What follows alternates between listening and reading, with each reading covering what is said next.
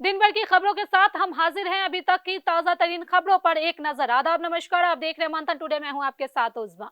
राबड़ी आवास विवाद पर सम्राट चौधरी का हमला। बिहार के मुख्यमंत्री सम्राट चौधरी ने कहा, सरकारी बंगला किसी की बपौती नहीं है। उन्होंने राबड़ी देवी के सरकारी आवास खाली करने से इनकार करने पर निशाना साधते हुए कहा कि लोकतंत्र में नियम सबके लिए बराबर है। एमएलसी चुनाव को लेकर एनडीए में हलचल। 3 जून को बीजेपी अध्यक्ष नितिन नवीन पटना पहुंचेंगे। एमएलसी उम्मीदवारों के नाम पर बड़ी बैठक होगी। बीजेपी के कई दिग्गज नेताओं के नाम चर्चा में हैं। एआईएमआईएम ने महागठबंधन से मांगी हिस्सेदारी। एआईएमआईएम के बिहार अध्यक्ष अख्तरुल इमान ने एमएलसी चुनाव में एक सीट की मांग की है। उन्होंने कहा है कि तेजस्वी यादव ने पहले प्रतिनिधित्व का वादा किया था, अब उसे निभाना चाहिए। बिहार में जेडीयू की अहम बैठक, उम्मीदवारों के नाम पर सस्पेंस बरकरार। बिहार विधान परिषद चुनाव को लेकर पूर्व मुख्यमंत्री नीतीश कुमार के आवास पर जेडीयू की महत्वपूर्ण बैठक हुई। करीब 1.5 घंटे चली बैठक में उम्मीदवारों के नाम पर मंथन किया गया। बैठक में ललन सिंह, संजय झा और विजय चौधरी समेत कई वरिष्ठ नेता मौजूद रहे। बैठक के बाद किसी नेता ने मीडिया से बातचीत नहीं की, जिससे उम्मीदवारों के नाम को लेकर अटकलें और तेज हो गई है।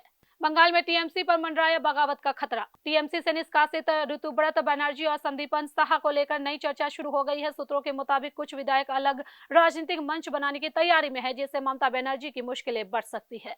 महाराष्ट्र में एमएलसी चुनाव। महाराष्ट्र में विधान परिषद की 17 सीटों के चुनाव को लेकर राजनीतिक सरगर्मी बढ़ गई है। शिवसेना यानी कि यूबीटी नेता अंबादास दानवे ने भाजपा पर निशाना साधा। वहीं शिवसेना नेता अब्दुल सत्तार के बयान ने भी सियासी माहौल गर्मा दिया है। महायुति और महाविकास आघाड़ी ने उम्मीदवारों के नामांकन दाखिल कर दिए हैं, लेकिन सबसे बड़ी चुनौती बागी उम्मीदवारों से मिल रही है। शेयर बाजार में भारत को झटका। दक्षिण कोरिया ने मार्केट कैपिटलाइजेशन के मामले में भारत को पीछे छोड़ दिया है। भारत अब दुनिया का 7वां सबसे बड़ा शेयर बाजार बन गया है। एआई सेक्टर में निवेश से कोरिया को बड़ी बढ़त मिली है। यूपी चुनाव में फिर साथ आएंगे सपा कांग्रेस। 2027 विधानसभा चुनाव के लिए समाजवादी पार्टी और कांग्रेस ने गठबंधन जारी रखने के संकेत दिए हैं। मेरठ की कुछ सीटें कांग्रेस के खाते में जा सकती है। अमेरिका ईरान तनाव फिर बढ़ा। अमेरिका ने ईरान के रडार और ड्रोन ठिकानों पर हमले का दावा किया है। जवाब में ईरान ने कुवैत स्थित अमेरिकी ठिकानों को निशाना बनाने की बात कही है।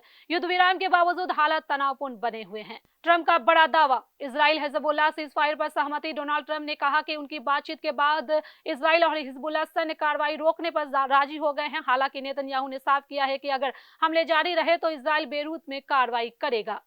फिलहाल बिहार की राजनीति से लेकर बंगाल की उठापटक, शेयर बाजार की चिंता और मिडिल ईस्ट में तनाव तक बीते 24 घंटे काफी हलचल भरे रहे।